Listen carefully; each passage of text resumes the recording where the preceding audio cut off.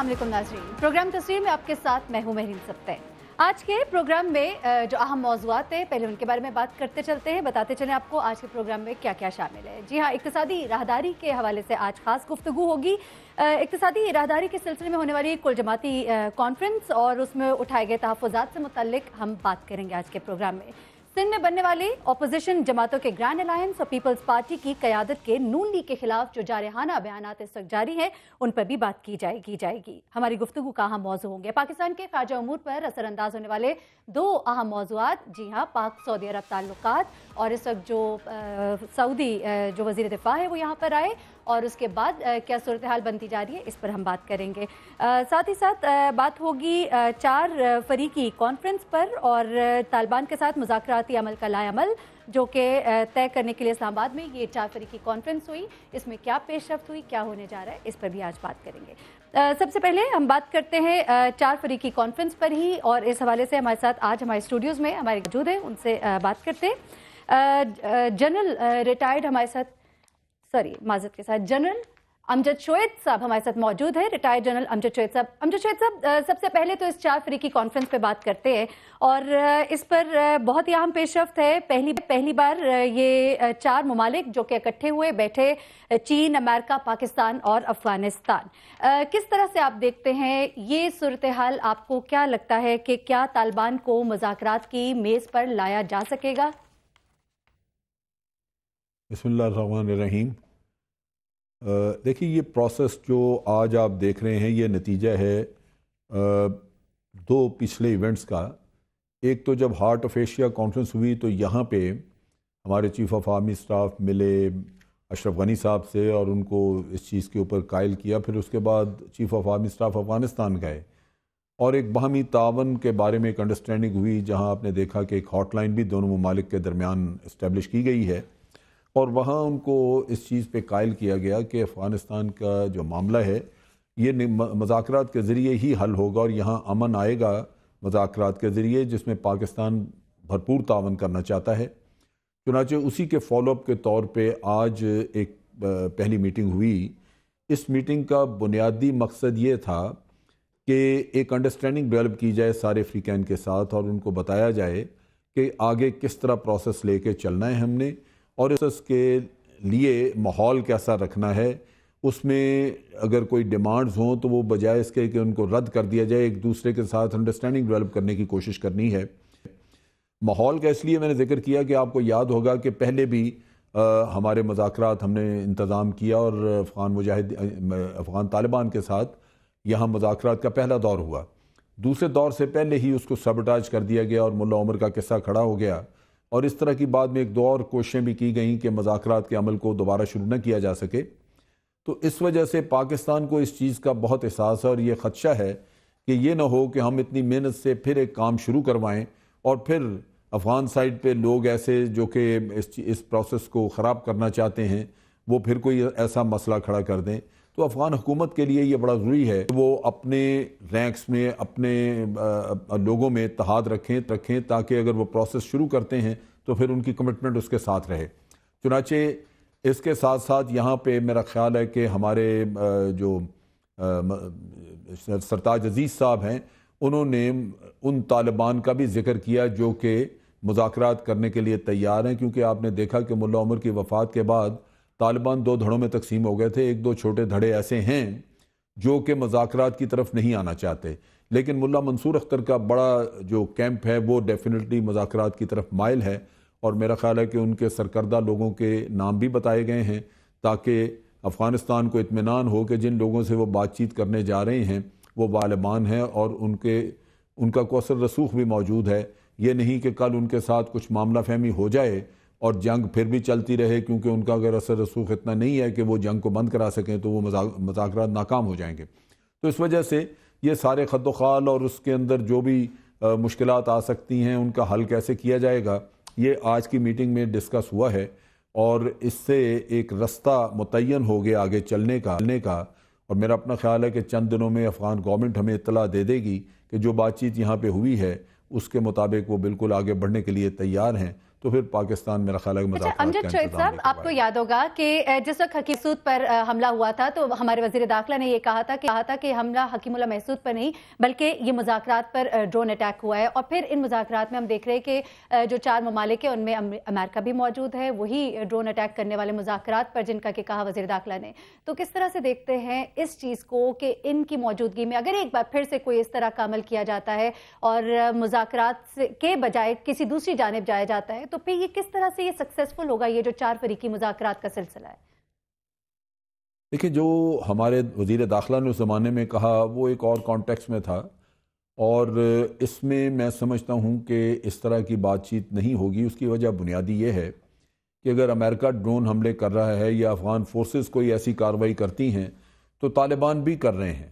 یہ معاملہ دونوں طرف سے رکے گا اگر مذاکرات سے پہلے کوئی فائر بندی کے بارے میں اگر ارینجمنٹ ہو جاتا ہے، کوئی ایگریمنٹ طے کر آ جاتا ہے، تو پھر اس صورت میں یہ دونوں فریق پابند ہوں گے کہ وہ ایک دوسرے کے اوپر حملے نہ کریں. لیکن جو آج کی صورتحال ہے، یہ مذاکرات اگر چلتے رہے تو حملے بھی چلتے رہیں گے. اس سے بدمزگی ضرور ہوگی، تکلیف ضرور ہوگی، لیکن میرا اپنا خیال ہے کہ مذاکرات کے 1-2 دور ہوں گے تو ان میں لازماً یہ بات بھی طے پا جائے گی کہ چونکہ ہم مذاکرات کر رہے ہیں تو اب جنگ بندی بھی کی جائے. تو جنگ بندی جیسے ہی ہو جائے گی تو پھر میرا خیال ہے کہ امریکہ ڈرون حملے بھی نہیں کرے گا اور طالبان بھی پھر حملہ کرنا چھوڑ دیں گے، اور مذاکرات شروع کرنے کے بعد ہی یہ صورتحال پیدا ہو سکتی ہے. اس سے پہلے تو میرا خیال ہے یہ حملے چلتے رہیں گے. چلے ٹھیک. اچھا امجد شعیب صاحب، ایک اور اہم پیش رفت جو ہوئی خارجہ امور سے متعلق اگر ہم بات کریں جو ہماری خارجہ پالیسیز پر بھی اثر انداز ہوگی، پاک عرب تعلقات کے حوالے سے بات کر لیتے ہیں. وزیر دفاع وہاں کے یہاں پہ تشریف لائے اور اس کے بعد پاکستان نے ایک پالیسی سٹیٹمنٹ جو جاری کیا، ذرا اس پہ اپنا کامنٹ دیجیے گا کہ جو پاکستان نے سٹینڈ لیا ہے بظاہر، کیونکہ ہماری جو ڈکلیئر کیا جاتا ہے وہ اتنا کلیئر نہیں ہوتا، کافی باتیں جو تھی ایمبیگوٹی میں ہوتی ہیں. تو پہلے تو یہ بتا دیجئے کہ کیا پاکستان نے سٹینڈ لیا ہے، اور جو پاکستان نے سٹینڈ لیا ہے کیا اس سے پاکستان کے تعلقات ایران کے ساتھ متاثر تو نہیں ہوں گے؟ دیکھیے، اس میں 2-3 پہلو ہیں. جیسے آپ نے کہا، ایران بڑا ایک امپورٹنٹ کنٹری ہے، ہمارا ہمسایہ بھی ہے، برادر اسلامی ملک ہے، اور بڑے تاریخی تعلقات ہیں ہمارے. ایک تاریخ ان کے ساتھ ملتی ہے اور ہمیشہ ان سے تعاون بھی ملتا رہا ہے. تو اس وجہ سے کسی بھی صورت میں ایران کو اگنور نہیں کیا جا سکتا، ان کی ریزرویشنز کو ہم ایک طرف نہیں رکھ سکتے. اب صورتحال یہ ہے کہ سعودی عربیہ کے ساتھ ہمارا بہت پرانا ایک دفاعی تعلق ہے، دفاعی معاہدے ہم نے کیے ہوئے ہیں، اور ان کو مختلف اوقات میں ہم اپنے افواج بھی بھیجتے رہے ہیں، ان کو ٹریننگ بھی دیتے رہے ہیں، اور مشاورت وغیرہ کا عمل بھی ہم کرتے رہے ہیں. چنانچہ وہ پرانے معاہدے جو ہیں انہی کی روشنی میں ہم نے ان کو ایک بات کی یقین دہانی کرائی، اور اس میں ہماری کوئی ابہام نہیں ہے. وہ بڑا ہی واضح ایک ہمارا سٹانس ہے کہ اگر سعودی عربیہ کا اپنی سرزمین کو خطرہ ہوا، ان کی اپنی حدود کو خطرہ ہوا، تو اس صورت میں پاکستان ایک بہت مضبوط ریئیکشن دے گا، ایک اسٹرانگ ریئیکشن دے گا، جس کا مطلب یہ ہے کہ ہمارے پاس جو کچھ بھی ہمارے ریسورسز ہیں ہم وہ استعمال کریں گے، بروئے کار لائیں گے تاکہ سعودی عرب کا دفاع کیا جا سکے. اب دوسری طرف آپ جس وجہ سے ابہام آ رہا ہے وہ 34 ممالک کا اتحاد جو بنانے جا رہے ہیں، اس کے بارے میں آپ دیکھتی ہیں کہ جو بیانات آتے ہیں اس میں کچھ خاص ایسی بات نہیں ہوتی. اس کی بنیادی وجہ یہ ہے کہ پاکستان اس جو 34 ممالک کا اتحاد بننے جا رہا ہے اس کے بارے میں ابھی پوری طرح چیزیں ایک تو واضح نہیں ہیں، اور پاکستان اس معاملے میں اپنے رائے کا اظہار کر چکا ہے کہ ہم چونکہ ایک اپنے گھر میں دہشت گردی کے خلاف ایک جنگ لڑ رہے ہیں، اور پھر ہمارے اپنے بھی انڈیا کے ساتھ معاملات ابھی درست نہیں ہوئے. جی ٹھیک ہے، لیکن یہ ایک مبہم اسٹریٹجی ہے، جو بات سامنے آتی ہے وہ اتنی واضح نہیں ہے. مبہم میں 1-2 چیزیں ہم نے واضح کر دی ہیں. وہ یہ ہم نے کہہ دیا ہے کہ ہم آپ کو انٹیلیجنس شیئرنگ کریں گے، ہم آپ کے فورسز کو ٹرین کریں گے، کیونکہ ہمارے پاس وقت ہمارے ایکسپرٹیز ہے. سیگمنٹ کا ختم ہو گیا. آپ سے بہت معذرت، وقت ہمارے سیگمنٹ کا ختم ہو گیا ہے. ہمیں بریک لینی ہے، اور بریک سے جب ہمیں واپس آنا ہے تو ایک بہت ہی اور اہم موضوع، جی ہاں، اقتصادی راہداری، جس کے سلسلے میں ہونے والی کل جماعتی کانفرنس اور اس میں اٹھائے گئے وہ اہم نکات کیا ہے، اس کی امپلیکیشنز کیا ہوں گی، ان پر ہم بات کرتے ہیں بریک کے بعد.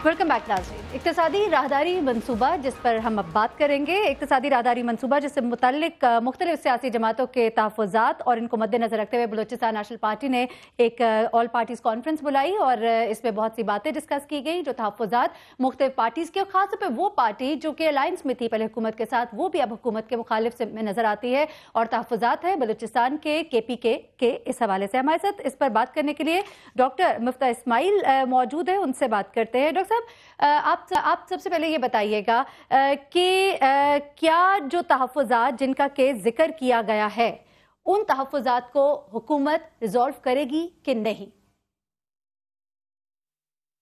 जी शुक्रिया। अगर मैं आपको ज़रा सा एक बैकग्राउंड दे दूं इक़्तिसादी राहदारी का, तो फिर उसके अंदर मैं आई थिंक डिस्कशन में कॉन्टेक्स्ट अच्छा आ जाएगा। डॉक्टर बाज़त के साथ शौकत यूसुफ ज़ई साहब भी हमारे साथ मौजूद है, उनको भी इंट्रोड्यूस कराते चलो। शौकत यूसुफ ज़ई साहब भी हमारे साथ इस डिस्कशन में शामिल होंगे। जी, आप अपनी बात को कंटिन्यू कीजिएगा। जी गुजारिश थी कि $46 बिलियन का एक पहला इन्वेस्टमेंट प्रोजेक्ट थे, जिसमें से $11 बिलियन जो थे वो रास्तों पे थे, रोड्स एंड इंफ्रास्ट्रक्चर्स पे थे, और 35 बिलियन के पावर प्लांट्स लग रहे थे। सबसे ज़्यादा जो पावर प्लांट्स लग रहे हैं वो सिंध के सूबे में लग रहे हैं। थर से कोल की 2000 मेगावाट की कोल माइनिंग और पावर प्लांट्स लग रहे हैं। कराची में पोर्ट कासिम पे लग रहा है 1320 मेगावाट का, वो प्रोजेक्ट शुरू हो चुका है, इंशाअल्लाह ताला 2018 के एंड तक तकमील पे आ जाएगा। उसके अलावा कराची में 2 न्यूक्लियर पावर प्लांट्स लग रहे हैं। तो जो मेजॉरिटी जो पैसे लग रहे हैं वो जो प्रोजेक्ट्स के, पावर प्रोजेक्ट्स के, वो सिंध में लग रहे हैं। इसके अलावा नॉर्दर्न एरियाज़ में पानी के, हाइडल के छोटे छोटे कई मंसूबे हैं, गैस के प्रोजेक्ट्स लग रहे हैं, और सबसे ज़्यादा जो गेम चेंजर है वो हम समझते हैं कि बलूचिस्तान के लिए, जहाँ पे गवादर पोर्ट डेवलप हो रहा है, उधर इंडस्ट्रियल पार्क बन रहा है और उधर रोड्स वगैरह बन रहे हैं, अस्पताल बन रही हैं। और अगर आप देखें पर पर्सन या पर कैपिटा हिसाब से देखें तो सबसे कम जो इन्वेस्टमेंट आ रही है वो पंजाब में आ रही है चाइना की राहदारी के, और दूसरे सूबों में ज़्यादा आ रही है। सबसे ज़्यादा जो आ रही है वो बलूचिस्तान में आ रही है। जो भी हमारे मोहतरम भाइयों की ऑब्जेक्शंस हैं अबाउट राहदारी, वो पहले इन्होंने एयर करी थी APC के दौरान, पहली जो प्राइम मिनिस्टर साहब ने बुलाई थी। उन्होंने कहा कि पहले वेस्टर्न रूट बनाया जाए। प्राइम मिनिस्टर ने कहा फबीहा पहले वेस्टर्न रूट बनाएंगे, और पहले वेस्टर्न रूट पे उस दिन प्राइम मिनिस्टर योग पे तशरीफ ले गए थे और उन्होंने इफ्तिताह भी करा था इसका कि वेस्टर्न रूट हम पहले बनाएंगे। ईस्टर्न रूट जो है वो नेशनल हाईवे है या GT रोड है, नेशनल हाईवे मोटरवे जो बन रहा है वो ऑलरेडी उस बना हुआ है, मतलब कई डेकेड से बना हुआ है। उसको फर्दर वो इम्प्रूव करेंगे, उसको 6 लेन करेंगे। जो वेस्टर्न रूट है वो 4 लेन का है। प्राइम मिनिस्टर साहब ने इंस्ट्रक्शंस दे दिए हैं कि 6 लेन की आप जगह खरीद लें। मैं बोर्ड ऑफ इन्वेस्टमेंट का चेयरमैन हूँ, मुझे इंस्ट्रक्शंस आए थे कि आप वेस्टर्न रूट पे पहले इंडस्ट्रियल जोन्स का आइडेंटिफाई करें।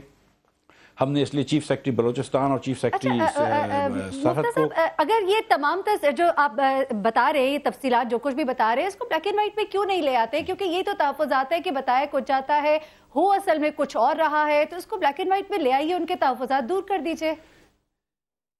ये तहफ़्फ़ुज़ात ज़रूर हैं लेकिन ये हकीकत से बिल्कुल बरअक्स है। मेरा तभी ताल्लुक कराची से है, लेकिन मैं आपको ये ज़िम्मेदारी के साथ बता सकता हूँ कि मुझे इंस्ट्रक्शंस आए थे कि पहले वेस्टर्न रूट पे इंडस्ट्रियल आइडेंटिफाई करो, जो मैं बात कर रहा था आपसे कि chief secretary Balochistan, chief secretary खुद तशरीफ लाए थे। उन्होंने जितने हमको जोन्स बताए थे हमने वही जोन एक्सेप्ट करे और प्राइम मिनिस्टर साहब को भेज दिए। उन्होंने कहा इस पर फीजिबिलिटी कराओ। वेस्टर्न जोन पे चीफ सेक्रेटरी साहब खुद तशरीफ नहीं लाए थे, उनके नुमाइंदे आए थे, उन्होंने बड़ा अच्छा काम करा हुआ था। 6-7 जोन उन्होंने बताए, हमने वो भी पूरे जोन मान लिए, हमने कहा वो भी जोन बनाएंगे। तो कहीं पर भी ये बात बिल्कुल दुरुस्त नहीं है, बल्कि ये बात प्राइम मिनिस्टर साहब के विजन में है कि जो खास तौर पे लीस्ट डेवलप एरिया हैं, पसमानदा एरिया हैं पाकिस्तान के, बलूचिस्तान KP, उनको ज़्यादा जल्दी से भरपूर तरीके से आगे लिया जाए। जरा शौकत यूसुफ सई साहब यहाँ पे मौजूद है, वो क्या इस बारे में कहते हैं? जी शौकत साहब, वो तो बड़ा क्लियर कर रहे हैं कि ये प्लान्स हैं और इस तरह से इनको हम लेकर चलेंगे। आप लोग जो सोचते हैं और जो आपकी रिजर्वेशंस हैं, ज़रा आप उनको बयान कीजिए। बिस्मिल्लाहिर्रहमानिर्रहीम, बहुत शुक्रिया।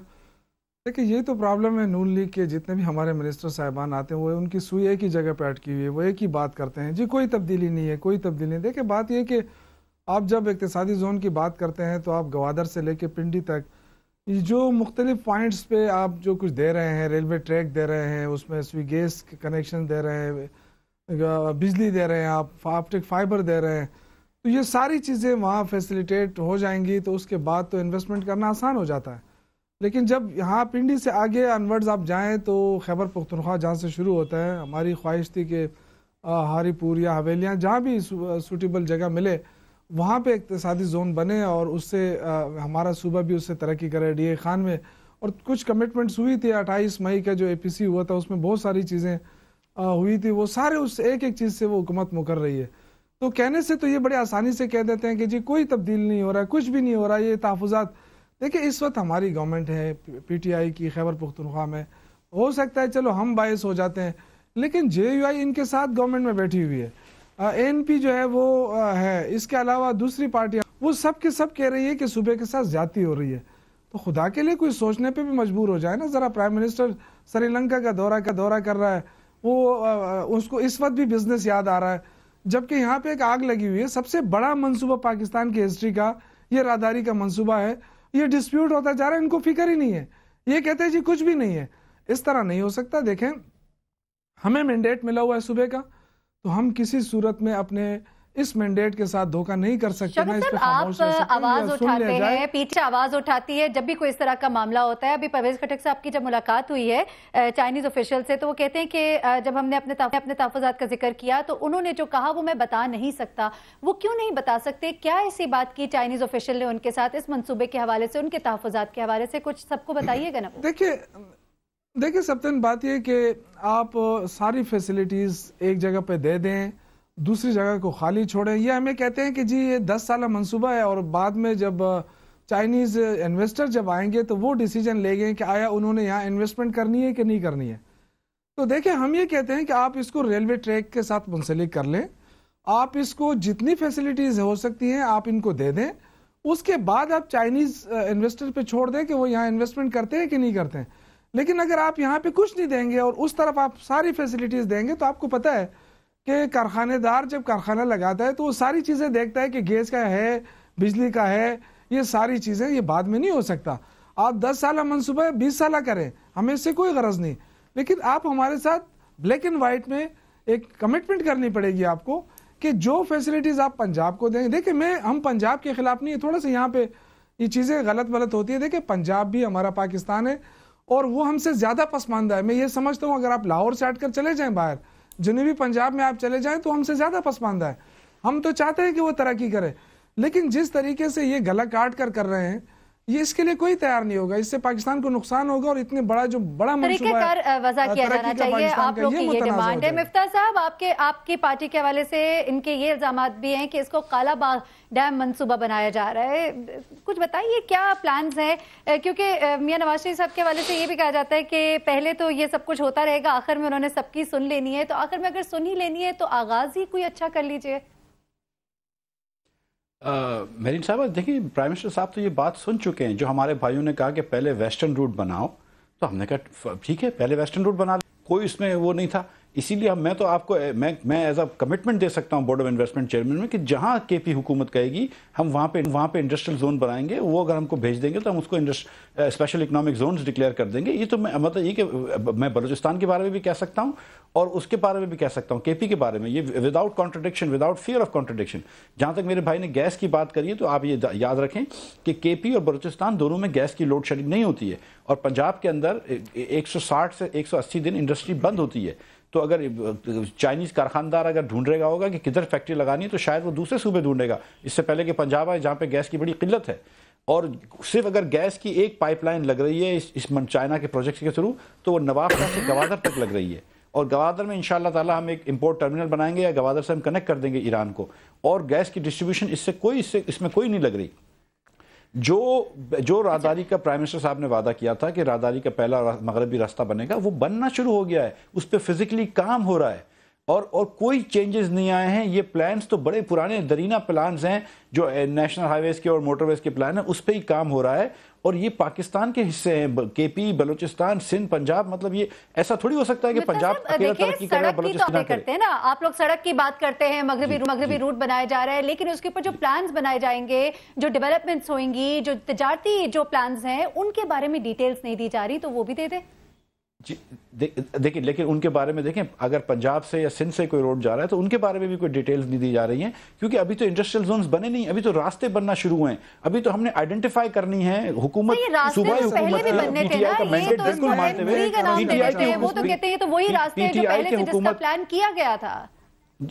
जी, اور پی ٹی آئی کی کے پی حکومت کے جو بتائے ہوئے جو انڈسٹریل زونز ہیں اس پہ ہم بات کر رہے ہیں, اس پہ انشاءاللہ تعالیٰ ادھر ہی زون بنائیں گے جہاں وہ کہہ رہے ہیں, اور وہیں پہ پلاننگ کریں گے. ہم بات کر رہے تھے کہ ہم فیول ڈیپوز کھولیں گے ادھر کے پی کے اندر, ہم بلوچستان میں سوچ رہے تھے کہ جہاں پہ لوکل منرلز ہوتے ہیں ہم اس ٹائپ کے ریلیٹڈ انڈسٹریل زونز بنائیں گے. اس پہ سر جوڑ کے بیٹھیں گے. اس میں یہ مطلب متنازع بنانے کی تو بات بھی نہیں ہے, بلکہ بحث کی بات بھی نہیں. ہم یوسف زئی صاحب اور میں اور دوسرے جو لوگ ہیں وہ سب سر جوڑ کے بیٹھیں گے کہ کدھر کون سا زون لگانا چاہیے. یہ پورا پاکستان ہمارا ہے, اس میں کوئی انشاءاللہ تعالیٰ متنازع بات نہیں ہوگی. اور اگر ہم اس کو سیاسی بنا دیں گے اور متنازع بنا دیں گے تو چائنیز انویسٹر جو ہے وہ شائع ہو جائے گا. کیپٹل ویسے بھی بڑا شائع ہوتا ہے, ہم کو ان کو کمفرٹیبل کرنا ہے, ہم کو آپس کی بحث مباحثہ نہیں کرنا ہے. مفتاح صاحب تو کہہ رہے ہیں کہ ہم یہ سب کریں گے, سب اچھا ہو جائے گا, ہم بیٹھیں گے, ہم پلانز آپ کو بتائیں گے. تو پھر اب کیا بات ہے, اب آپ لوگ کیوں نہیں راضی ہو جاتے؟ ایک بڑا گیم چینجر ہے چائنیز جو ہے, ان کی بھی ایک ریزرویشن سامنے آ گئی ہے کہ آپ لوگ اس معاملے کو ریزالو کریں. یہ تو پورے پاکستان کے لیے منصوبہ ہے. مفتاح صاحب کی میں بڑی عزت کرتا ہوں, یہ بڑے اچھے آدمی ہیں, لیکن مسئلہ کچھ اور ہے. دیکھیں ٹاک شو میں آ کے کہنا ہے کہ جی ہم سب کچھ کر دیں گے, یہ ایک الگ بات ہوتی ہے. آپ بلیک اینڈ وائٹ میں دینا یہ الگ بات ہوتی ہے. دیکھیں آپ پنجاب میں آپ جو کچھ کر رہے ہیں آپ بلیک اینڈ وائٹ میں کر رہے ہیں, ہمیں بھی آپ بلیک اینڈ وائٹ میں کر کے دے دیں نا. ہم تو یہ دیکھیں ایک اتنا بڑا 2 صوبوں کے اندر 2 صوبے اس وقت ناراض ہیں, ان کو تحفظات ہیں, اور دیکھیں نا ان کو کس طرح ریزالو کیا جا رہا ہے ٹاک شو کے اندر. یعنی کہ کوئی پریکٹیکلی کوئی آپ کو فزیکلی ایک چیز نظر نہیں آئے گی کہ ان کے جو تحفظات ہیں وہ دور کرنے کے لیے کوئی سنجیدہ کوشش ہو رہی ہے. مجھے بڑا افسوس ہے. دیکھیں پرائم منسٹر صاحب کو خود انٹروین کرنا چاہیے اور ان کو دل بڑا کر کے کہنا چاہیے کہ جی یہ اگر یہی بات ہے تو آپ بلیک اینڈ وائٹ میں کر کے دے دیں, بات ختم ہو جائے گی. اگر آپ مخلص ہیں اس میں, اگر آپ خود اس کو متنازع بنانا چاہتے ہیں, اس سے کالاباغ ڈیم بنانا چاہتے ہیں تو ہمیں کوئی اعتراض نہیں ہے, آپ کی مرضی ہے. لیکن یہ پاکستان کے ساتھ زیادتی ہوگی. ہم اس میں رکاوٹ نہیں بننا چاہتے, لیکن ہم یہ کیسے مان لیں کہ ہمارے اتنا بڑا روٹ ہمارے یہاں سے گزر رہا ہے اور آپ اس میں ہمیں کہیں کہ جی ابھی فی الحال تو ہم نے کوئی فیصلہ ہی نہیں کیا, تو پھر یہ روٹ کس کے بنا رہے ہیں؟ یہ تحفظات ہیں پی ٹی آئی کے بھی اور دیگر پارٹیوں کے بھی, اور تمام وہ پارٹیز جو پہلے الائنس میں مسلم لیگ نون کے ساتھ کھڑی ہوتی تھیں اب وہ بھی آواز بلند کرتی نظر آتی ہیں. بلوچستان اور کے پی کے خاص طور پہ اس وقت ریزرویشنز ہیں اس حوالے سے. مفتاح اسماعیل صاحب آپ کا بہت شکریہ, شوکت یوسف زئی صاحب آپ دونوں کا بہت شکریہ یہاں پہ آنے کے لیے اور اہم موضوع پر گفتگو کرنے کے لیے. یقیناً اس معاملے کو اگر بلیک اینڈ وائٹ پر لے آیا جائے گا تو معاملات اور صورتحال کافی بہتر ہو جائے گی. ناظرین یہاں پر ہم بریک لیں گے اور بریک سے جب ہم واپس آئیں گے تو ہم نے بات کرنی ہے اس وقت سندھ میں بننے والے اپوزیشن جماعتوں کے گرینڈ الائنس کے حوالے سے. بلاول بھٹو زرداری اس وقت لاہور میں موجود ہیں اور کیا ان کی مصروفیات ہیں اور پیپلز پارٹی کے نیکسٹ پلانز کیا ہیں, اس پر ہم بات کریں گے. ہمارے ساتھ رہیے.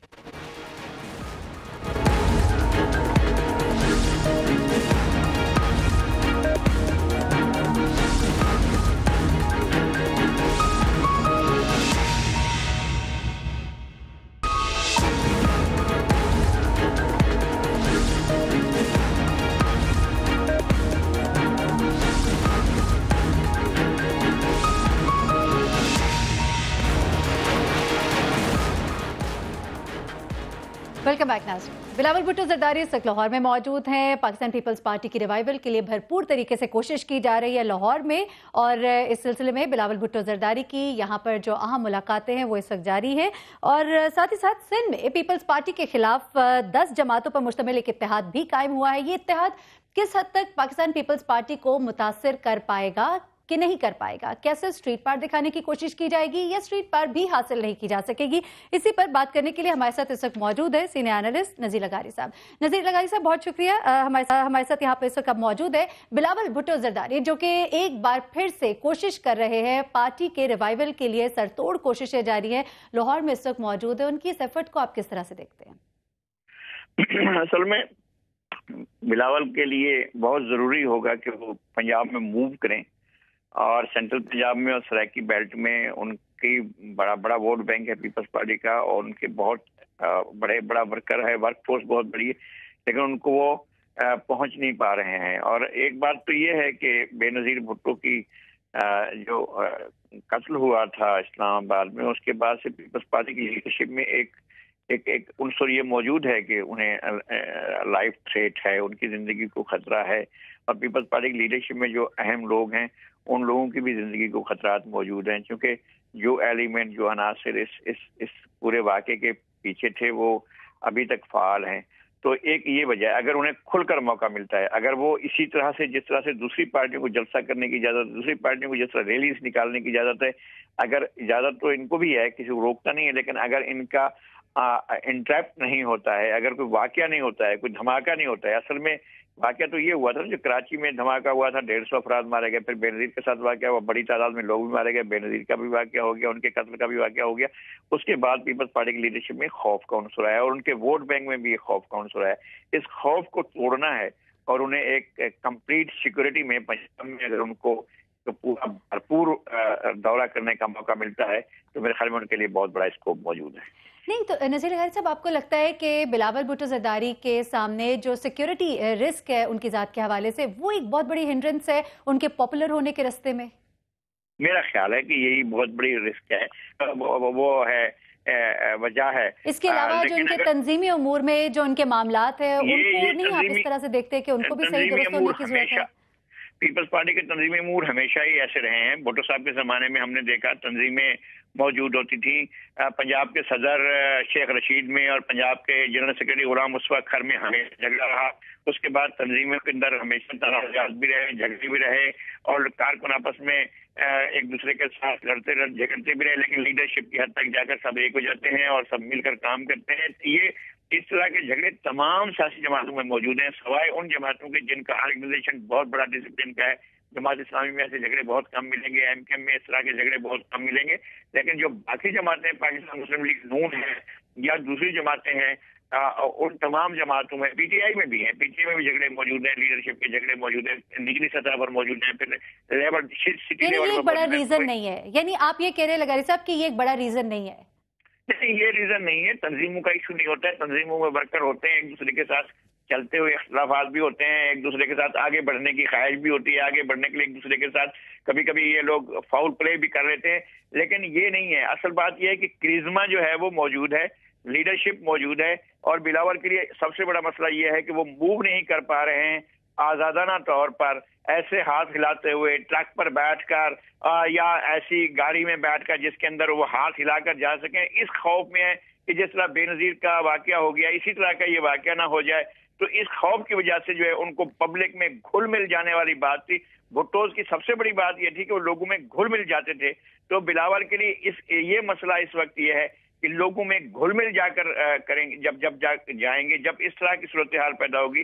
اور میں جیسے عرض کر رہا تھا کہ پورے پنجاب میں اور سرائکی بیلٹ میں ایک بڑی تعداد ہے ان کے چاہنے والوں کی. ان کا ووٹ بینک بھی بہت بڑا ہے، ان کو ووٹ ملے بھی بہت بڑے تھے. لیکن نذیر لغاری صاحب، جو معاملات ان کے اس وقت سندھ میں ہیں اور جو کراچی کی صورتحال ہے، جو اس پر ان کا سٹانس ہے، جو کرپشن سکینڈل، جو کرپشن کے ان کے اوپر الزامات ہیں، وہ بھی ایک بہت بڑا فیکٹر ہے. چلیں اس پہ ذرا بات کر لیتے ہیں. جو گرینڈ الائنس اس وقت بنی اپوزیشن پارٹیز کی پاکستان پیپلز پارٹی کے خلاف، اس پہ ذرا سی بات کیجیے گا. ایک تو سابق صدر آصف علی زرداری کے بہت ہی قریبی دوست حسین ہارون، وہ بھی اس الائنس میں شامل ہیں، جو کہ لوگ پوچھتے ہیں کہ اب کیا وہ دوسرے ذوالفقار مرزا ثابت ہوں گے. اور ساتھ ہی ساتھ یہ جو گرینڈ الائنس ہے یہ کس قدر متاثر کر پائے گا پاکستان پیپلز پارٹی کو سندھ میں؟ یہ پہلی دفعہ تو نہیں بنا ہے نا، اس طرح کا الائنس تو ہمیشہ بنتا رہا ہے. بھٹو صاحب کی زندگی میں بنا، پیر وغیرہ کی سربراہی میں بنا، آج بھی پیر وغیرہ بیٹھے ہوئے ہیں. میں عرض کر رہا ہوں کہ آج بھی پیر وغیرہ میں لیا کے چلتے پہلے بھی ساتھ رہے ہیں، اور امتیاز شیخ نے پہلے بنایا تھا، سندھ ڈیموکریٹک الائنس بنا تھا، اور سمجھا جا رہا تھا کہ یہ بہت بڑا ہے، بڑا ڈنڈ ڈال دے گا. گراس روٹ لیول پر یہ یونین کونسل جیتنے والے لوگ بھی نہیں ہیں نا، یہ سارے کے سارے جو ہیں ان کے پاس اپنی اپنی سیٹوں کے علاوہ نچلی سطح پر جا کر لوگوں سے وہ ووٹ لے سکتے ہیں، اور ان کے پاس لوگوں کا ٹرسٹ لیول نہیں ہے. اور ٹھیک ہے، بن جائے بہت اچھی بات ہوگی. اگر ایک سبسٹیٹیوٹ ایک پاور آتی ہے، پولیٹیکل پاور بنتی ہے، بڑی پولیٹیکل پاور بن کر آتی ہے سامنے، تو اس سے سندھ کے لوگوں کا بھلا ہوگا کہ سندھ کے لوگ جو ہیں وہ ڈیپینڈنٹ رہتے ہیں ہمیشہ پیپلز پارٹی کے، ایک دوسرا آپشن ان کے پاس نہیں ہوتا ہے. اگر ہوتا ہے تو بڑی بات ہے، لیکن مجھے بالکل نہیں لگ رہا ہے، اس لیے کہ یہ لوگ تو پہلے بھی اس پورے کے پورے گیم میں آئے ہوئے ہیں. پچھلے 40 سال سے ہم یہی دیکھ رہے ہیں، یہی لوگ ہیں. کبھی ان کے پہلے ان کے والد ہوتے تھے، اب صاحبزادے ہیں، سارے کے سارے صاحبزادگان ہیں جو ان کے والد جو ہیں بھٹو صاحب کے ساتھ چلتے رہے، اسی طرح کے معاملات ہوتے رہے. کبھی ایسا نہیں ہوا ہے کہ انہوں نے پورا میدان مار لیا اور پیپلز پارٹی کو آؤٹ کر دیا ہو. अब भी ऐसी कोई सूरत हाल नहीं है। पिछले बल्दियाती इलेक्शन 2013 के इलेक्शन में तो यही सूरत हाल थी, इसी में पीपल्स पार्टी निकल कर आई उनकी थी। परफॉर्मेंस अगर देखी जाए ऑन ग्राउंड तो वो इतनी स्ट्रांग नहीं है, लेकिन एक आवाज तो ये जरूर बुलंद कर सकते हैं। नजीर लगाई साहब, आपका बहुत शुक्रिया आपके तज्जिए के लिए। पाकिस्तान पीपल्स पार्टी जिसको कि शायद कहा जा सकता है किसी हद तक कुछ थ्रेट हो सकता है जो ग्रैंड अलायंस बनाई जा रही है, लेकिन ऑन ग्राउंड शायद वो इतना मुतासिर ना कर सके, लेकिन आवाज तो उठा सकते हैं, अपने ख्यालात का इजहार टॉक शोज में बैठकर कर सकते हैं मामलात को अगर उस तरह से देखा जाए। ब्रेक यहाँ पे लेते हैं। ब्रेक से जब हम वापस आएंगे तो हमने DHA सिटी में 17 अरब की करप्शन स्कैंडल के मुतालिक जो नैब की तहकीकात जारी हैं उस पर हमने बात करनी है। साबिक आर्मी चीफ अशफाक परवेज कियानी के भाई कामरान कियानी पर इस स्कैंडल में मुलव्विस होने के जो इल्जामात लगाए जा रहे हैं उस बारे में बात करेंगे। हमारे साथ रहिए।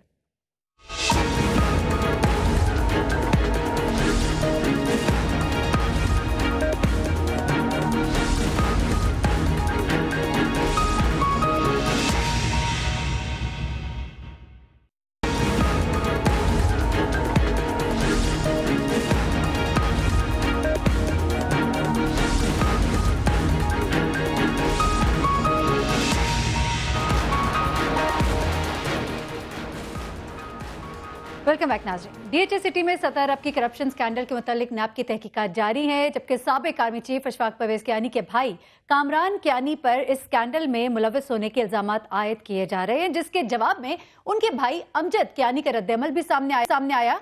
उन्होंने कहा कि उन पर ये लगाए जाने वाले तमाम इल्जामात बेबुनियाद है और वो किसी भी किस्म की इंक्वायरी के लिए तैयार है। उनका ये भी कहना है कि मुनज़्ज़म साजिश के जरिए कियानी खानदान को बदनाम करने की कोशिश की जा रही है। अशफाक परवेज कियानी का उनके कारोबार से कोई भी ताल्लुक नहीं है, ये उनका बयान सामने आया है। इल्ज़ाम लगाने का मतलब ये नहीं होता कि जुर्म साबित हो गया। हम बहुत ही जिम्मेदारी के साथ इस इशू पर बात करेंगे। हमारे साथ यहाँ पर इस वक्त ब्यूरो चीफ मौजूद है वलीद साहब, उनसे बात करते हैं। सर, ये बताइएगा कि जो अभी इस वक्त इस पूरी एक स्टोरी जो हमारे सामने आ रही है, क्रिएट हो रही है, असल कहानी क्या है, ज़रा इसको बयान कर दीजिए, क्योंकि वो जिस एक और कंपनी का नाम भी लेते हैं वो कौन है, कितनी शामिल है, क्या इनका उसके साथ कोई ताल्लुक है, मामला क्या है?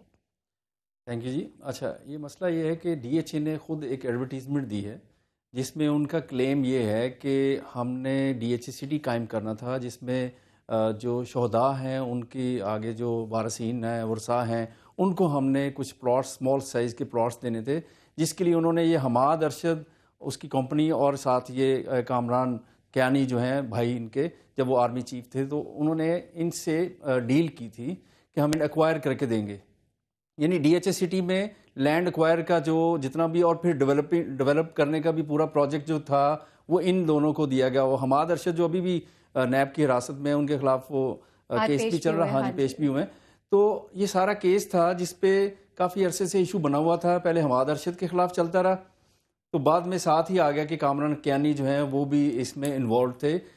उनका इल्ज़ाम ये है DHA का कि इन्होंने ज़मीन एक्वायर करने की बजाय जो पैसे हमसे लिए वो पैसे कहीं और इन्वेस्टमेंट कर दी, उसके प्रॉफिट भी अपने पास रखते गए। तो लैंड जो है ना तो एक्वायर की और ना ही उनके ऊपर कोई डेवलपमेंट जो उन्होंने करवा के देनी थी वो भी उन्होंने कॉन्ट्रैक्ट पूरा नहीं किया, जिसकी वजह से उनको मुलव्वस किया जा रहा है इसमें। जबकि आपने जैसे आपने कहा कि जो कियानी बरादरान हैं उनकी तरफ से स्टेटमेंट्स आ रही हैं कि हमारी इसमें इन्वॉल्वमेंट नहीं है। अब इंक्वायरी, वो ये भी कह रहे हैं कि हम पहले खामोश रहे और अब हमें ऐसे लग रहा है कि शायद हमारी खामोशी को हमारा एक बाले जुर्म तस्वर किया जा रहा है, तो अब हम बता रहे हैं।